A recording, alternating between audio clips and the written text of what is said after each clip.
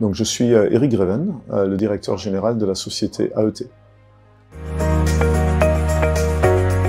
Donc AET, c'est une PME. On est basé à Jurançon, près de Pau.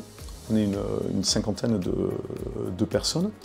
Et notre activité, c'est la conception, la fabrication et la vente de dispositifs et de solutions d'alerte. Et nous, nos clients, en fait, sont tous les lieux un peu complexes où il peut y avoir des dangers importants pour la population, pour les travailleurs qui sont dans ces lieux-là. Un exemple, c'est les industries, c'est là où on est très présent. Par exemple, les industries chimiques, parachimiques, etc. Partout où il peut y avoir un danger, par exemple un danger d'incendie, d'explosion. On a participé au Trophée Résonance pour notre parcours d'intégration.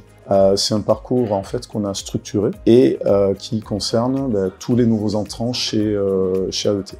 Les nouveaux entrants qu'on veut accompagner dans un mode de fonctionnement qui n'est pas forcément le mode de fonctionnement de toutes les entreprises. On a un mode de fonctionnement qui est très collaboratif et donc il faut bien l'expliquer aux nouveaux entrants et notre parcours il vise à faire ça. L'initiative RSE, c'est effectivement ce parcours d'intégration qui vise tout simplement à faire en sorte que les gens se sentent bien chez nous et puis qu'ils puissent y rester longtemps.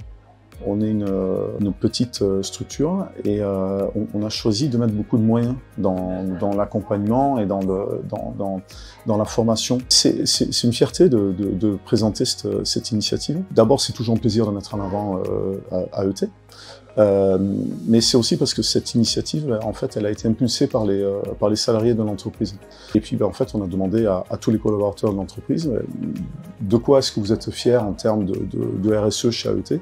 Qu'est-ce que vous aimeriez qu'on mette en avant au Trophée Résonance? Et c'est donc le parcours d'intégration qui est ressorti.